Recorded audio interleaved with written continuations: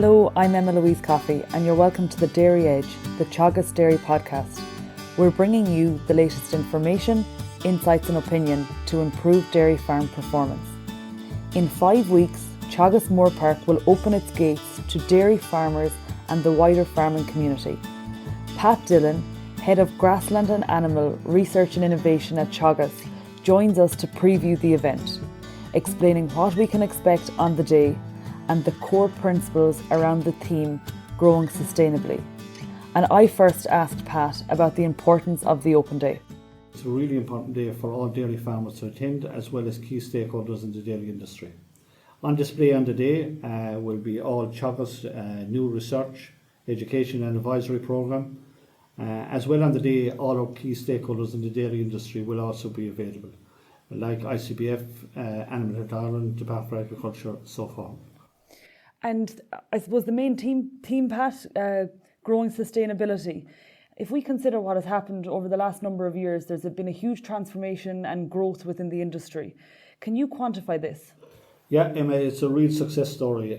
You have seen that export of dairy products has doubled. If we look at it, just 1.8 million, the average of 2007 to 2009, to over 4 billion in 2018.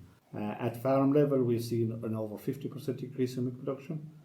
And based on the food harvest 2020 targets, it was to increase by 50% by 2020. So we have passed that in 2018. And the indications even from 2019 is that milk production is going to increase further. At farm level, we have seen that cost of production have reduced, and with the increased milk production, it has resulted in increased profitability at farm level, which is really important. And then if we think about the topic of sustainability, and it's a real buzzword around the industry now, what are the main challenges and areas that we need to focus on as an industry going forward? Yeah, if you go back to when quotas were abolished, sustainability wasn't a big issue, but in recent times it's become really important. And it's a real challenge for us in terms of future expansion. And the challenges around sustainability are probably 3 main ones. The first one is around climate, as we have climate change. The second one is around water quality. And the third one is around people and skill set in the industry. If we reflect then, Pat, on, I suppose, the areas we're doing really well, and they will be displayed on the day. From your perspective, looking at dairy farms and chatting to dairy farmers, what are we doing very well, and I suppose what can we build on and exploit in the future? The 3 areas that we're really doing well is the type of system we're operating, which is a labour efficient, high profit system, and it's around seasonal calving, compact calving. The second feature that's really well is the type of cow we're using. It's a high EBI cow, and it's shown that it has resulted in significant increase in profitability at farm level. And the third one then is around grazing management and utilising grass, which is our cheapest feed, and improvement of grazing management at farm level. Talk through the format, Pat. I'm used to coming to Moorepark to an open day, some main boards, villages and a forum. Are we going to see the same sort of thing?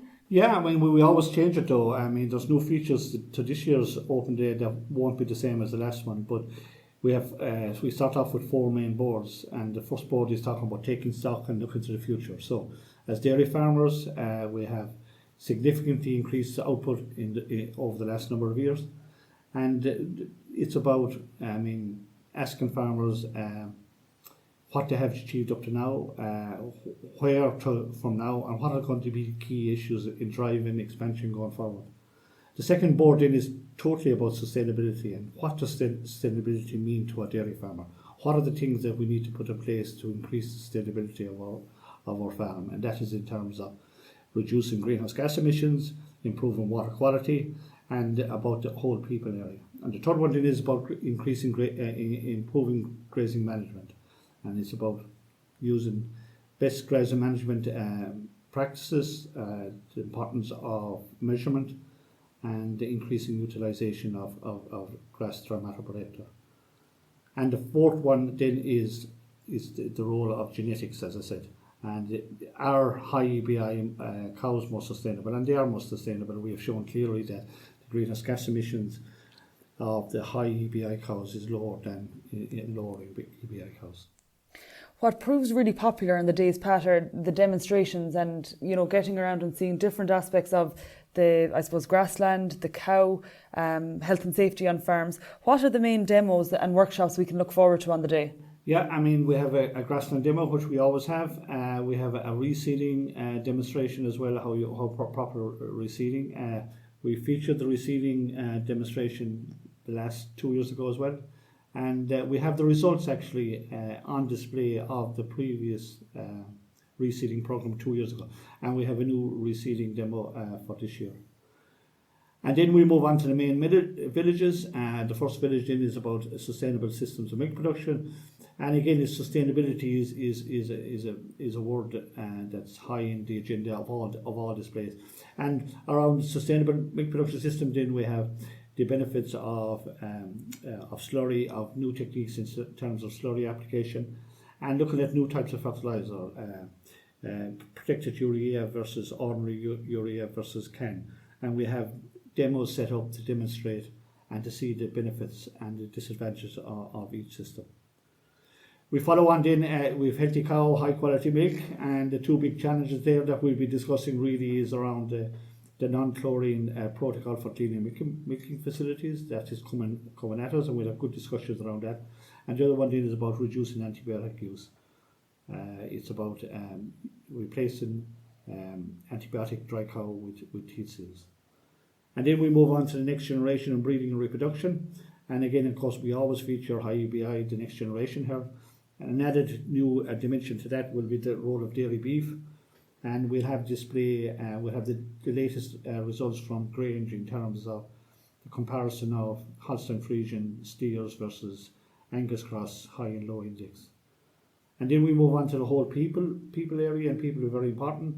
And the two things that are really big there is about labour efficiency, how we can improve labour efficiency, and then about new people into the industry, progression pathways into the industry, which is really important for. So the two main focuses on the people farming smarter. And the second last one then is on dairy farm infrastructure and the importance of good grazing farm infrastructure on farms, and the importance of good milking facilities. And looking at the role of energy then to reduce heating and energy costs. And lastly then we have keeping yourself safe on the farm in terms of health and safety, which is really important as a tool for the industry. And then we're moving on through the villages, we get to the forum, and that tends to be close to the milking parlour in Moorepark. What is the main theme there on the day? Yeah, again, Emma, just before we go on to the forum, we're going to have a much bigger display around food, dairy foods, consumer foods, and that this year that's a new aspect to the open day. And the forum then is the final session, and we have the forum is about meeting the challenges and opportunities for continuing expansion. And we have 4 industry experts there to talk about it.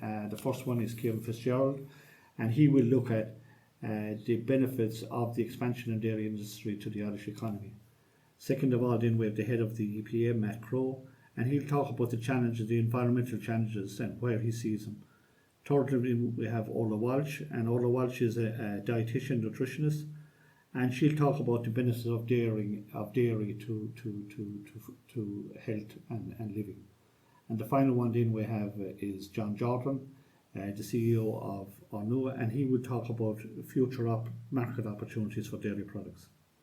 And I suppose just to pick up on some of those points that you're talking about for the forum, if we think about the environmental challenges, you're mentioning water and emissions.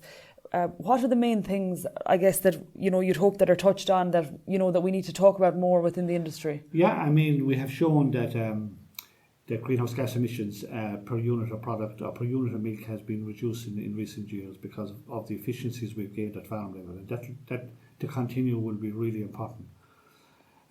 In terms of water quality, then we talk about a really efficient pasture-based system. We've clearly shown that a pasture-based system that's run very efficiently will leak least nitrate to groundwater. So we talk about best practices at farm level in terms of management of nutrients. And the key nutrient there is nitrogen, and increasing nitrogen efficiency is going to be a key aspect there.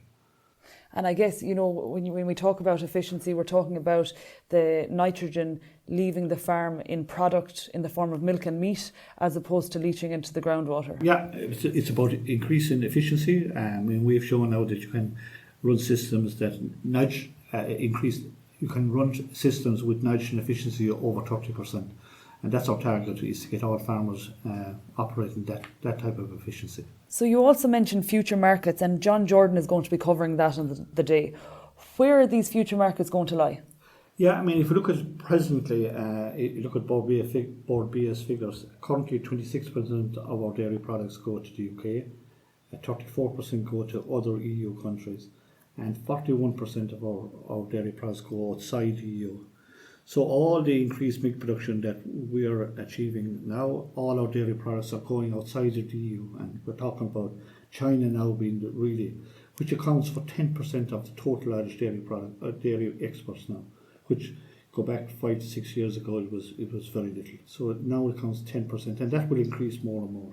And you mentioned we will have the Minister on the day. What is the Minister going to be covering? Yeah, the Minister is going to, the Director and the Minister will officially open the forum, but he also wants to participate in the discussion. So he's willing to participate in the forum discussion at the end of the day. And he was recently in China. That's creating the conversation there? Yeah. China is going to be in Asia, Africa are the real growing markets for dairy products, and it's there where all our extra products are going to go in the future. Yeah, and finally I would like to acknowledge our 3 sponsors. FBD are our overall sponsor, and our other 2 sponsors are our NUA and Ulster Bank, and we're really grateful for their sponsorship for supporting the event. And I suppose you mentioned Wednesday the 3rd of July is the open day, Pat. I see on the booklet there's quite an early start. Yeah, we're starting at 8:30 8:30 in the morning this year. We have been moving it back gradually every year, and farmers come earlier and earlier. And the one thing farmers will always say to me is that it's a pity that you had a 2-day event. To put it on a 2-day event is very difficult. But what we'll give the opportunity now for farmers to come very early, have the full day. We'll have lots of food available. Everything is available. It's free entry and a good booklet on the day. So we really advise farmers to come early. We'll be ready to start at 8:30, and you can finish whenever you want. That's great. Thank you, Pat. Thanks very much, Emma. That's it for this week's episode of the Dairy Edge podcast. And my thanks to Pat Dillon for joining me on this week's show. Don't forget to subscribe on Apple and Google Podcasts, as well as Spotify. And for more information, go to the Teagasc website at teagasc.ie. I'm Emma-Louise Coffey, and join me next time for your Dairy Edge.